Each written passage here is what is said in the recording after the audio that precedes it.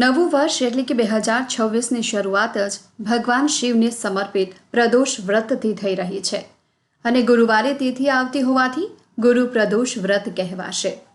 દરેક મનોકામના પૂર્ણ કરનાર ગુરુ પ્રદોષ વ્રતમાં ભગવાન શિવની પૂજા અર્ચના કરવામાં આવે છે. આ વ્રત શત્રુ પર વિજય માટે કરવામાં આવે છે. પ્રદોષનું વ્રત કરવાથી ઉન્નતિ, યશ, ધન સંપત્તિની પ્રાપ્તિ થાય છે. એટલે કે ધર્મ, અર્થ, કામ અને મોક્ષની પ્રાપ્તિ થાય છે. આજે જાણીશું ગુરુ પ્રદોષ વ્રતનું શુભ મુહૂર્ત, તિથિ અને મહત્વ સાથે કથા પણ સાંભળીશું.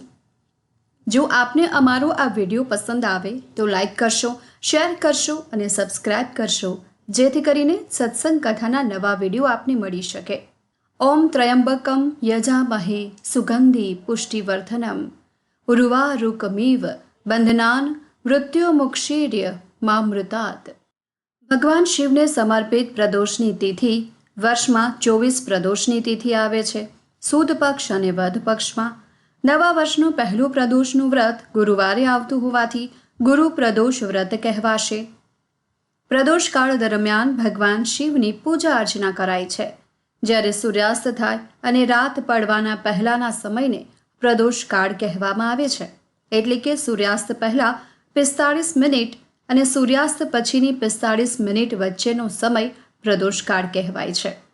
અને હવે જાણી લઈએ કે ગુરુ પ્રદોષનું વ્રત ક્યારે કરવાનું રહેશે. પોષ મહિનાના સુદ પક્ષની ત્રયોદશી તિથિ 1 જાન્યુઆરીના સવારે 1:47 શરૂ થશે અને 2 જાન્યુઆરીના 10:22 સમાપ્ત થશે.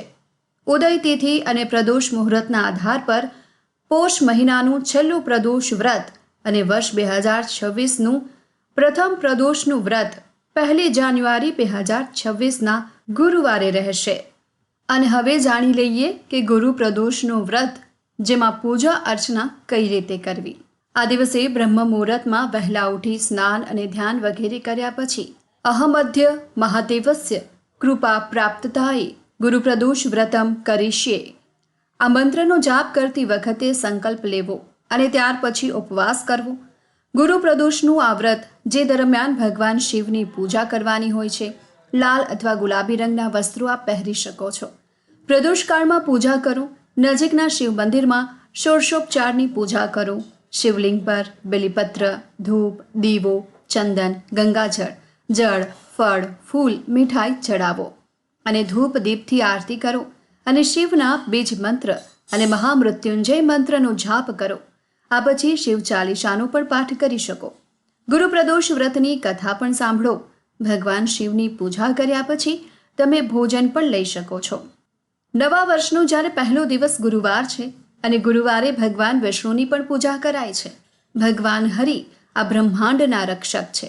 તેઓ બધા જ જીવોનું કલ્યાણ કરે છે. અને હવે સાંભળી લઈએ વ્રત કથા. એક વખત ઇન્દ્ર અને વૃત્તાસુરની સેનામાં ઘનઘોર યુદ્ધ થયું. દેવતાઓએ દૈત્ય સેનાને પરાજય કરી નષ્ટ ભ્રષ્ટ કરી નાખ્યા. આ જોઈ વૃત્તાસુર અત્યંત ક્રોધિત થયો. સ્વયં યુદ્ધ લડવા માટે આવ્યો.